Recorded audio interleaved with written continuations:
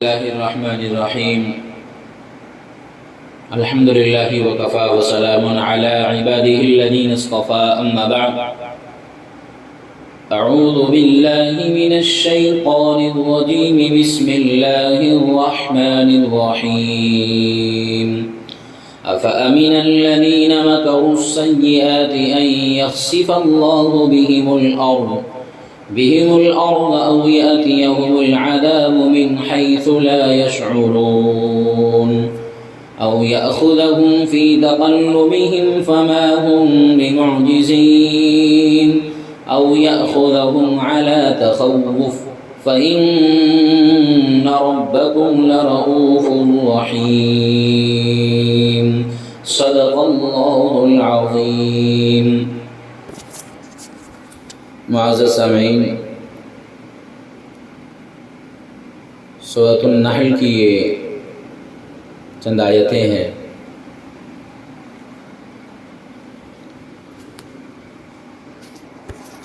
ماقبل کی آیات میں اللہ تبارک و تعالیٰ نے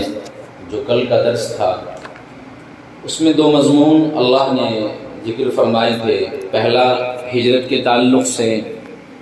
جس کا ماحصل اور خلاصہ یہ ہے کہ ہجرت ترک وطن، اپنے وطن کو چھوڑ دینا، اور اس میں صرف اور صرف اللہ کی رضا ہو۔ والذین ہاجروا فی اللہ من بعد ما ظلموا، اس آیت میں 4 ایسی صفات ذکر فرمائی گئی ہیں جو مہاجرین کے اندر ہونی چاہیے، تو جن کے اندر 4 اوصاف مہاجرین میں پائے جائیں گے پھر اللہ نے ان کے لیے وعدہ فرمایا۔ پہلا جو وصف ہے ہجرت کا مقصد اللہ کی رضا، دوسرا مہاجر کا مظلوم ہونا، یعنی اس کی مظلومیت کا دین کی وجہ سے ہونا، تیسرا ہجرت کرنے کے بعد پیش آنے والی تکالیف کے اوپر ثابت قدم رہنا، صبر کرنا، چوتھا دنیاوی تدابیر اور وسائل کا اہتمام کرتے ہوئے صرف اللہ کی ذات پر کامیابی کا یقین رکھنا۔ تو یہ 4 اوصاف مہاجرین کے اندر اللہ نے پھر وعدہ فرمایا کہ پہلا دنیا میں ان کو اللہ اچھا ٹھکانہ دیں گے، اور دوسرا وعدہ آخرت میں ان کو بے حساب اللہ تبارک و تعالی اجر دیں گے۔ دوسرا مضمون تھا اس میں جو مشرکین مکہ کی جانب سے حضور صلی اللہ علیہ وسلم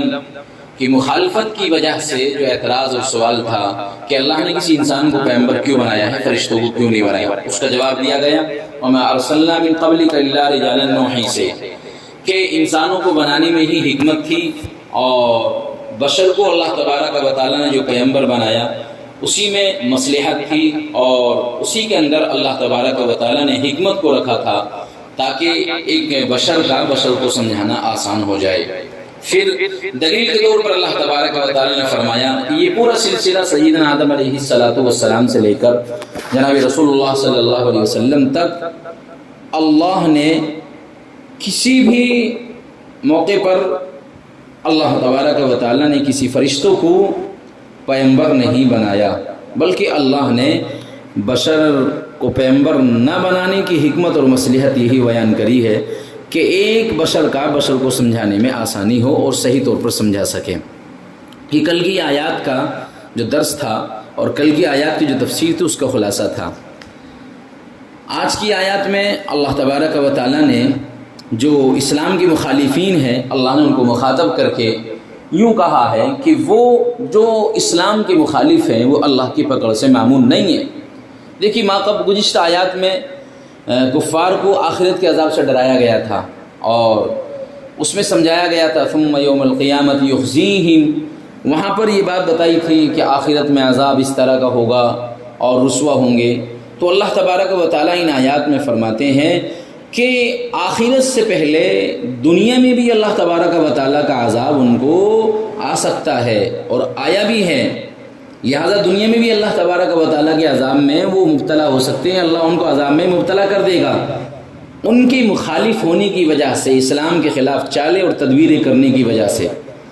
تو اللہ تبارک و تعالیٰ فرماتا ہے أَفَأَمِنَ الَّذِينَ مَكَرُوا السَّيِّئَاتِ أَن يَخْسِفَ اللَّهُ بِهِمُ الْأَرْضَ وَيَأْتِيَهُمُ الْعَذَابُ مِنْ حَيْثُ لَا يَشْعُرُونَ او یأخذہم فی تقلبہم فما ہم بمعجزین او یأخذہم علی تخوف فإن ربکم لرؤوف رحیم۔ ترجمہ: جو لوگ بری تدبیریں کرتے ہیں، جو لوگ بری تدبیریں کرتے ہیں، ایسے لوگ پھر بھی اس بات سے بے فکر ہیں کہ اللہ تبارک و تعالیٰ ان کو زمین میں دھسا دے یا ان پر ایسے موقع سے عذاب آ پڑے جہاں سے ان کو گمان بھی نہ ہو۔ او یأخذہم فی تقلبہم فما ہم بمعجزین، یا ان کو چلتے پھرتے اللہ تبارک و تعالیٰ عذاب میں مبتلا کر دے، او یأخذہم، یا ان کو چلتے پھرتے پکڑے، سو یہ لوگ اللہ کو ہرگز ہرا نہیں سکتے، یا ان کو گھٹاتے گھٹاتے اللہ تبارک و تعالیٰ پکڑ لے، سو تمہارا رب شفیق و مہربان بہت بڑا ہے۔ دیکھیے آیت نمبر 38 سے ضمنی باتیں بیان ہو رہی تھیں، اب یہ اصل مضمون شروع ہو رہا ہے۔ گفتگو اللہ تبارک و تعالیٰ یہ منکرین دعوت سے کر رہے ہیں، جو اسلام کی منکر تھے، اسلام کا انکار کرنے والے تھے، اسلام کے خلاف سازش رچنے والے تھے، لہذا ان کے بارے میں اللہ تبارک و تعالیٰ فرماتا ہے تو کیا وہ لوگ جو بری چالیں کر رہے ہیں اس بات سے مطمئن ہو گئے کہ اللہ تبارک و تعالیٰ ان کو زمین میں دھسا دے؟ کیا ان کے سامنے قارون کا انجام نہیں؟ قارون کی کیسی شان و شوکت اور اس کی دولت اور اس کی ٹھاٹ، اس کے مال اور اس کی دولت کو اللہ تبارک و تعالیٰ نے کیسی بری گت بنائی تھی، اللہ نے کس طرح اس کا انجام کیا، کیا اس کو بھول گئے؟ پھر ایسے ہی یعنی اللہ تبارک و تعالیٰ ایسی آئیں جگہوں سے ان پر عذاب کو بھیج دے کہ جس ہاں سے ان کو گمان بھی نہ ہو، وہم و گمان بھی نہ ہو، یعنی خود ان کا جو حفاظت کا سامان ہے اور ان کے پاس جو دنیاوی اسباب اور وسائل ہیں، ہو سکتا ہے وہی سب ہلاکت کا سبب بن جائیں۔ جیسے ہجر والوں کا انجام دیکھیے، کیسے فن تعمیر کا شاہکار ان کے پاس موجود تھا اور کیسے انہوں نے پہاڑوں میں تراش کر اپنے بہترین عالیشان مکانات بنائے، لیکن جب عذاب آیا تو وہی سارے وسائل اور اسباب ہلاکت کا سبب بن گئے، نہیں بچا سکے ان کو۔ پھر اللہ فرماتے ہیں یہ چلتے پھرتے ان کو پکڑ لیں، یعنی وہ اپنے مشاغل میں اور مصروفیت میں لگے ہوئے ہیں، تگ و دو کر رہے ہیں، پتہ لگا کہ اچانک اللہ کی طرف سے عذاب آیا اور لقمہ اجل بن گئے، موت لقمہ اجل بن گئے۔ اور اللہ تبارک و تعالیٰ فرماتے ہیں یہ بھی یاد رہے کہ بہر صورت اگر کوئی بھی شکل اللہ تبارک و تعالیٰ عذاب کی ان کے اوپر ڈال دے تو لہٰذا کسی بھی صورت میں اللہ کو عاجز نہیں کر سکتے، اللہ کو ہرا نہیں سکتے ہیں۔ یہ سوچنے لگے کہ ہم اپنے وسائل سے، اسباب سے، یا ہم اپنی عقل سے، اپنی تدبیروں سے ہم اللہ کے عذاب سے بچ جائیں گے۔ اللہ تبارک و تعالیٰ فرماتے ہیں فما ہم بمعجزین، یہ کسی بھی صورت میں اللہ تعالیٰ کو عاجز نہیں کر سکتی، یعنی اپنی پوری کوشش، اپنی ساری قوتیں، تو تمام تر اپنی ساری جو ہے محنتیں اور کوششیں اور ایڑی چوٹی کا زور لگا کر بھی اللہ تبارک و تعالیٰ کو ہرگز نہیں ہرا سکتے۔ پھر اللہ فرماتے ہیں یا ان کو دہشت زدگی کی حالت میں اللہ تبارک و تعالیٰ ان کو پکڑ لے، کیونکہ تمہارے پروردگار بے حد شفیق نہایت مہربان ہے، یعنی وہ اپنی مہربانی سے ان کو فوراً عذاب کی گرفت میں لے لیں، کیونکہ سمجھیں اللہ تبارک و تعالیٰ آگاہ کرنے کے لیے سمجھنے کا موقع دیتے ہیں، پہلے ان کو دہشت میں ڈال دیتے ہیں لہذا سمجھ جائیں، لیکن نہیں سمجھتے ہیں تو پھر اللہ اپنا عذاب ان کے اوپر بھیج دیتے ہیں۔ دیکھیے ان آیت میں اللہ تبارک و تعالیٰ نے 4 قسم کی مواخذوں کا ذکر فرمایا۔ زمین میں دھسا دیا جائے، دن دہاڑے مشغولیت مصروفیت میں مبتلا رہیں، ہلاک کر دے اللہ، یہ جدھر کا گمان بھی نہ ہو ادھر سے عذاب آ پکڑے، یا پھر دہشت زدگی کی حالت میں اللہ تبارک و تعالیٰ ان کو گرفتار بلا میں مبتلا کر دے، اللہ ان کو بلا میں گرفتار کر دے۔ اللہ بہر صورت ان پر قدرت رکھتے ہیں، اللہ ہر ایک طرح سے ان کو اوپر طاقت اور قدرت رکھتے ہیں۔ پھر اللہ فرماتے ہیں جب ان کو سب بات کا علم ہو گیا کہ اللہ جس حالت میں چاہے ان کو عذاب دے سکتا ہے، ان کی مخالف ہونے کی وجہ سے، اسلام کے خلاف چالیں اور تدبیریں کرنے کی وجہ سے، اللہ فرماتے ہیں کہ یا تو اللہ ان کو زمین میں دھسانے کی طاقت رکھتا ہے، بے موقع اللہ ان کو عذاب بھی دے سکتا ہے۔ جیسے آپ دیکھیں کہ بے موقع غزوہ بدر میں 1000 بہادر تھے، 1000 ایسا نوجوانوں کا مقابل میں ایسا ایک قافلہ تھا، لیکن چند بے سر و سامان مسلمان جن کے پاس اسباب اور وسائل بھی نہیں ہیں، لیکن اللہ نے ان کے ذریعے سے، ان کے ہاتھ سے ان کو کیسی سزا دی گئی جن کا ان کو کبھی وہم و گمان بھی نہیں ہو سکتا تھا کہ ہاں یہ بھی ہو سکتا ہے کہ چلتے پھرتے ہم عذاب میں الہی میں پکڑے جائیں گے، یا پھر ان کو کبھی یہ بھی گمان نہیں تھا کہ یہ بے سر و سامانی کی حالت میں ہمیں جو ہے شکست دے سکتے ہیں۔ لہذا بے موقع عذاب میں اللہ تبارک و تعالیٰ ان کو مبتلا کر دے، یا پھر یہ ہے کہ اللہ تبارک و تعالیٰ ان کے اوپر کوئی اچانک ایسی پکڑ آ جائے، یا کسی ایسی اونچی جگہ سے گر جائے، یا سخت چیز سے ٹکرا جائے، یا ہلاک ہو جائے، کوئی بھی ایسی اچانک ان کے پاس شکل آ سکتی ہے تو دفعتاً عذاب آ جائے، اللہ تبارک و تعالیٰ اس پر بھی قادر ہے۔ یا پھر چوتھی بات یہ ہے کہ دفعتاً تو کوئی عذاب نہ آئے، مگر مال اور صحت اور تندرستی اور دنیا کے تمام تر اسباب، راحت اور سکون یہ گھٹتے چلے جائیں، اسی طرح گھٹاتے گھٹاتے اللہ تعالیٰ پوری قوم کا خاتمہ کر دے، جیسے اللہ نے پہلی قوموں میں کیا ہے۔ تو اللہ تبارک و تعالیٰ فرماتے ہیں کہ پھر کیوں اسلام کے خلاف یہ بری بری تدبیریں کرتے ہیں، پھر کیوں اسلام کے خلاف سازشیں رچ رہے ہو؟ اللہ ہر ایک چیز پر قادر ہے، لہٰذا اللہ تبارک و تعالیٰ کو عاجز نہیں کر سکتے آپ، ہرگز عاجز نہیں کر سکتے اپنی کسی تدبیر سے، کسی اپنی دنیا کے اسباب اور وسائل سے۔ اور آخری وعید کے ساتھ اللہ تبارک و تعالیٰ کا ارشاد ہے، کیونکہ تمہارے پروردگار بے حد شفیق اور نہایت مہربان ہے۔ اللہ تبارک و تعالیٰ اس میں اس طرف اشارہ کرتے ہیں کہ اللہ پاک اپنی شفقت و مہربانی سے مکے والوں کو اس چوتھی طریقے پر ہی سزا دیں گے، چنانچہ اس کا ظہور ہوا بھی۔ چوتھا طریقہ یعنی آہستہ آہستہ اس کا ظہور کیسے ہوا؟ اس کا ظہور اس طرح ہوا ہے کہ یہ آیت کے نازل ہو جانے کے سال 2 سال بعد وہ مدینے کی ہجرت اور مدینہ منورہ کی ہجرت کا واقعہ پیش آیا اور جنگوں کا سلسلہ شروع ہوا، اور 10 سال میں مکے والوں کا یہ حال ہو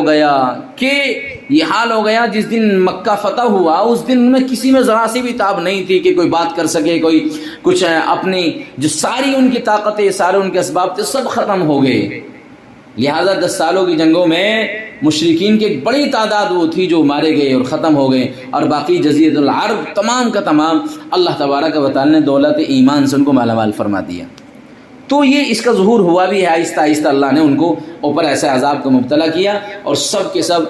جو ہے پھر وہ بعد میں ایمان میں داخل ہوئے جو باقی بچے ہوئے تھے۔ لہذا اس میں ایک لفظ ہے تخوف، او یاخذہم علی تخوف، بظاہر تو خوف سے مشتق ہے، بعض مفسرین نے اسی معنی کے اعتبار سے یہ تفسیر کی ہے کہ ایک جماعت کو اللہ عذاب میں پکڑ لے تاکہ دوسری جماعت ڈر جائے، اسی طرح دوسری جماعت کو عذاب میں پکڑ لے تیسری جماعت ڈر جائے۔ مگر مفسر القرآن ابن عباس رضی اللہ تعالیٰ عنہ اور مجاہد رحمہ اللہ وغیرہ جو ائمہ تفسیر ہیں، انہوں نے یہاں جو لفظ تخوف ہے اس کو تنقص کے معنی میں لیا ہے۔ اس کے معنی ہے یعنی اس اعتبار سے ترجمہ کیا ہے انہوں نے، گھٹاتے گھٹاتے یعنی آہستہ آہستہ ختم کرتے ہوئے پوری قوم کا خاتمہ کر دے اور اللہ کا عذاب آ جائے۔ حضرت سعید بن مسیب رحمۃ اللہ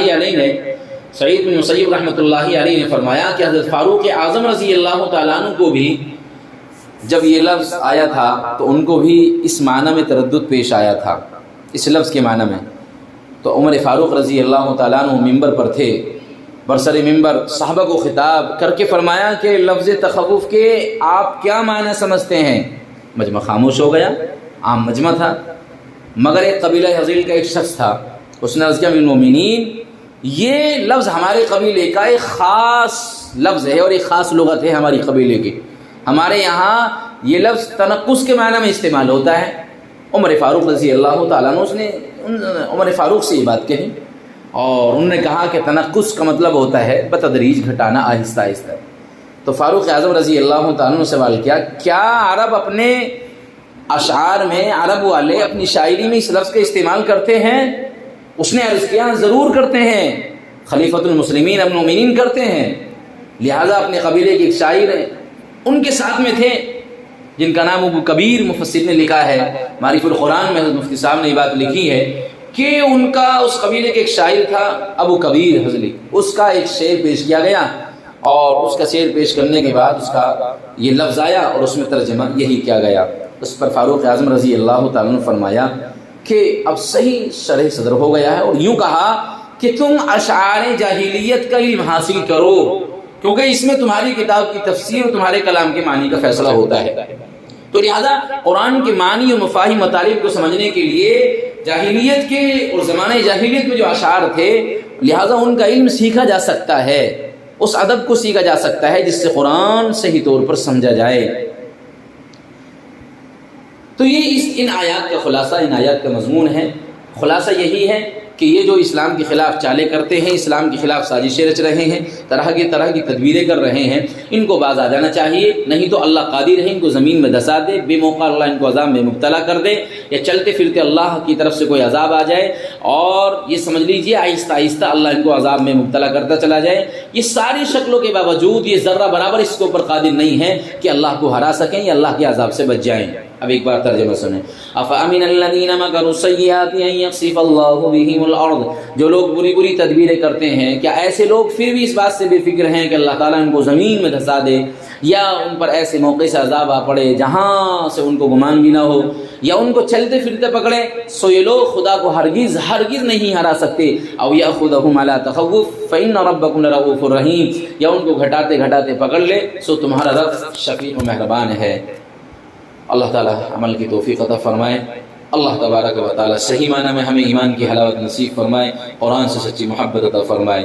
وما علینا الا البلاغ۔